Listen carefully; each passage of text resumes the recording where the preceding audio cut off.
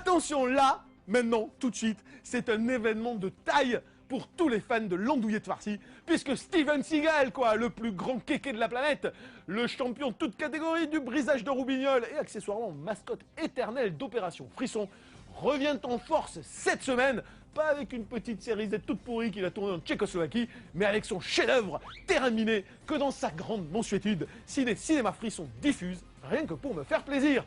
Si vous voulez, si vous voulez vous souvenir, la gorge nouée, la larme à l'œil, de ces temps immémoriaux où Steven ne pesait pas 200 kilos et portait encore le catogan, c'est tout de suite sur Frisson et nulle part ailleurs. Bon, je sais que depuis la rentrée, on a remplacé les chroniques de films diffusées sur Frisson par l'actualité du grand écran, mais il est parfois des boosts fondamentales que nous n'avons jamais eu l'occasion de chroniquer dans cette émission pour diverses raisons, et qu'il est pourtant vital de réhabiliter, de défendre et de protéger des attaques sournoises des cerbères de la culture. Je veux que tu protèges cette entrée comme si c'était le pucelage de ta sœur, ok Tonto? Oui, monsieur.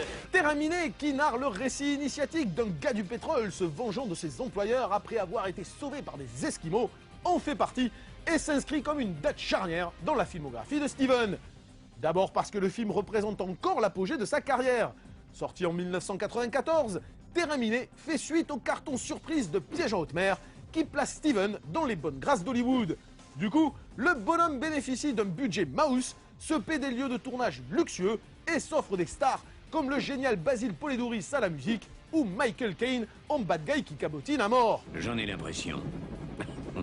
Ensuite, parce que le beat cosmique du film plongera définitivement Steven dans les limbes de la série B débile au budget restreint dont il ne sortira jamais. Enfin, et le plus important, parce qu'en bon mégalo qui se la pétait déjà dans les salles de gym, Steven gagne avec Terraminé un tel melon cosmique que ce couillon se persuade qu'il va réaliser une œuvre d'art engagée et gagner un Oscar. Et ça, il le dit texto, hein. Ça, je me rappelle de ce making-of absolument magnifique où il disait le comité des Oscars à Hollywood ne donne jamais de prix à des films d'action, mais je pense qu'avec Terraminé, ça va changer. Ok, Steven. S'il te plaît, repars au Tibet, là, redeviens Bodhidharma, ferme ta gueule, fais le tâte de la guitare et ça vaut mieux. Hein. C'est Steven, il est unique. Voilà pourquoi il s'autopropulse metteur en scène alors qu'il tâte de la caméra comme notre président tâte de la politique. Du coup, on assiste atterré, mais en jubilant comme des fous, à un très très grand moment de cinéma, à l'étalage sur grand écran d'une vision du monde façon gros bof fier de son bar tabac, qui te donne des leçons avec la finesse d'un pachyderme bourré. Admirer des femmes, craint de ses amis. D'accord, me cogne pas, c'est tout.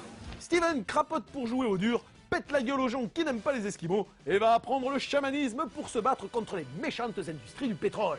Tu t'apprêtes à faire un voyage sacré. Et m'appelle sur mon portable pour dire que j'arrête pas de dire des méchancetés sur lui. Steven Seagal. Qui ça? Dolph Lundgren, il n'est pas là, mais on lui rétape sa tête juste après. Bon, tu n'aimes pas ce que je dis? Écoute, t'as qu'à pas faire des films de merde. Hein.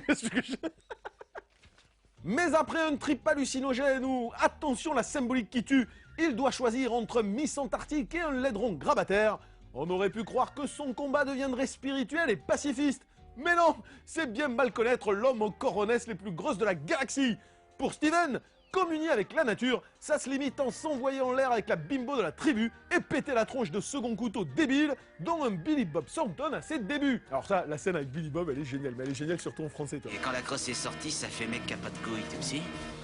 Il y a plus de risques quand la crosse est relevée, je trouve ça plus bandant. Et quand je tuerai cet enfoiré, je vais être fier de moi. Je vais me sentir fort. Mais le truc génial, c'est qu'après avoir explosé la moitié du pôle Nord et causé un désastre de grande envergure, Steven conclut son film par 20 minutes de morale écolo, digne des 24 heures du Téléthon.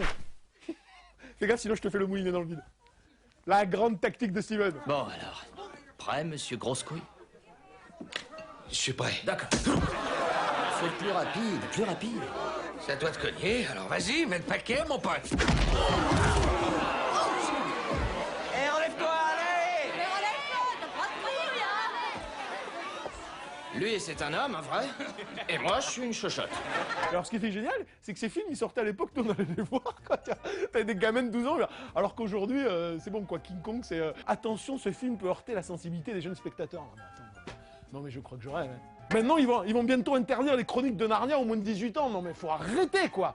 Et ça, c'est grave, hein. Moi, je dis c'est grave parce que ça témoigne complètement de cette espèce de dérive non seulement politiquement correcte de la société, mais cul la praline comme c'est pas possible, quoi. Moi, à mon époque, j'étais un ado à la con qui buvait du popcorn, putain, on allait voir Robocop, quoi. Robocop, ça charcute. Et on n'est pas devenus débiles. Bon,